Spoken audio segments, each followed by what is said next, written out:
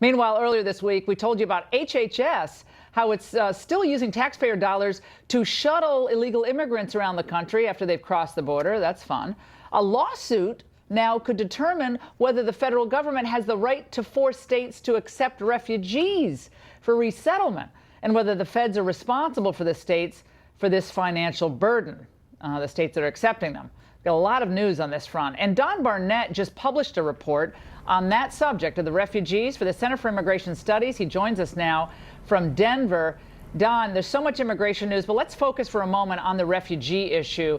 I have friends up in Vermont, in the Burlington area, and they say that people arrive in Burlington who are refugees and no one in the community is even told about it. They just kind of show up, and they show up in the public schools, and then the residents are the last to know. What's going on?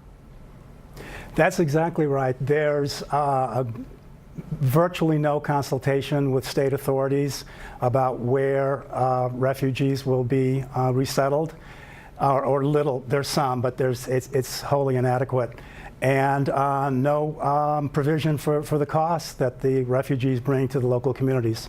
Don, I have a question. How do they choose which localities get the refugees? It seems like we have an overload of refugees in two places, Maine and Minneapolis-St. Paul. And it's kind of the same latitude.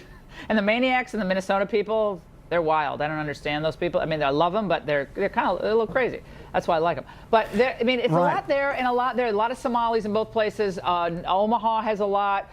Northern Virginia has quite a few refugees. I mean, do they throw a dart at the map? I mean, how do they figure this out?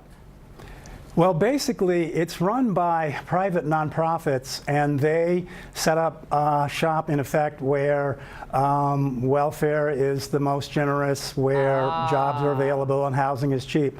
Now, in the case of Maine, most of the refugees that are in Maine arrived there after they arrived somewhere else. Maybe they first arrived in Atlanta, and then they moved to Maine because it was better.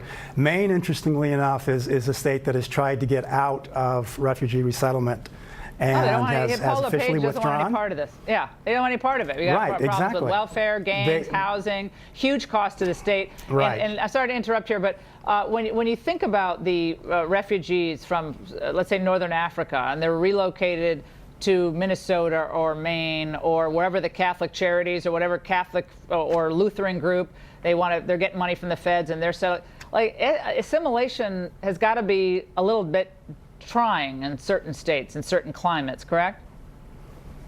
Yes, it's a very big issue, and the engagement with the refugee is very short, 3 to 8 months, and it's simply inadequate. There is no assimilation. Assimilation is, as a matter of fact, not in the lexicon anymore.